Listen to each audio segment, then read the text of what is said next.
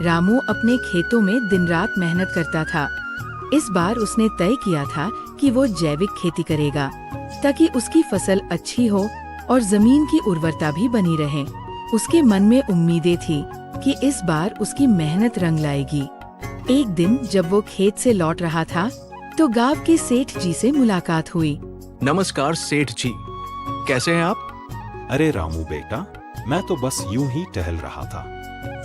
तू बता, खेती बाड़ी कैसी चल रही है? बस सेठ जी, इस बार कड़ी मेहनत कर रहा हूँ। जैविक खाद का इस्तेमाल कर रहा हूँ। देखना, फसल अच्छी होगी। रामू अपने घर चला गया, लेकिन उसकी मेहनत जारी रही। पिता के साथ सुबह से लेकर शाम तक वो खेतों में पसीना बहाता। उसका सपना था कि उसकी फसल पूरे गांव के लिए मिसाल बने। कुछ महीनों बाद फसल तैयार हो गई।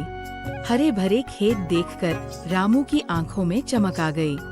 गांव के बाकी किसान भी उसकी खेती से प्रेरित होने लगे। एक दिन गांव में एक व्यापारी आया जो किसानों की फसल खरीदने का दावा करता था। वो बेहद चालाक था। किसानों को बेवकूफ बनाकर उनके अनाज सस्ते में खरीद लेता और उन्हें पूरा पैसा भी नहीं देता। रामू की भी फसल तैयार थी और वह उस व्यापारी के झांसे में आ गया। रामू, तेरी फसल तो बहुत बढ़िया है। मैं तुझे अच्छे दाम दूंगा। अभी आधा पैसा दे रहा हूँ, बाकी कुछ महीनों में मिल जाएगा। रामू को उस पर भरोसा था। उसने सोचा, सेठ जी बड़े आदमी हैं, पैसा थोड़ी भाग जाएगा। लेकिन 4 महीने बीत गए और सेठ जी ने कोई पैसा नहीं दिया। रामू परेशान रहने लगा। जब उसने सेठ से दोबारा पूछा तो सेठ जी ने साफ मना कर दिया। रामू, मैंने तेरा हिसाब क्लियर कर दिया है। मेरे पास तेरा कोई बकाया नहीं है।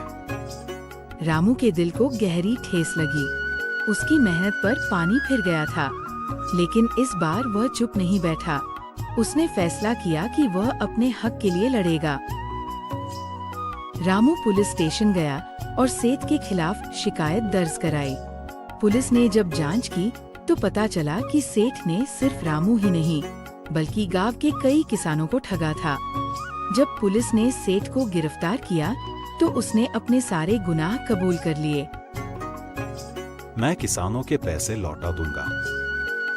रामू को उसका पैसा वापस मिला और ये घटना पूरे गांव में जागरूकता फैलाने वाली साबित हुई। अब कोई भी किसान धोखेबाजों के झांसे में नहीं आता था। गांव के बाकी किसानों ने रामू से प्रेरणा ली और तय किया कि वे अब अपने हक के लिए आवाज उठाएंगे। रामू ने मेहनत, ईमानदारी और न्याय की एक नई मिसाल कायम की। उसकी आंखों में अब भी वही चमक थी, एक ईमानदार किसान की चमक। से पूरे गांव को सीखा कि अपने न्याय के लिए हमेशा खड़े रहो, चाहे हालात कितने भी मुश्किल क्यों न हो। अगर ये कहानी आपको प्रेरित करती है तो कमेंट में जरूर बताएं और आरआर के वीडियो स्टोरी को लाइक, शेयर और सब्सक्राइब करना न भूलें। Thank you for watching.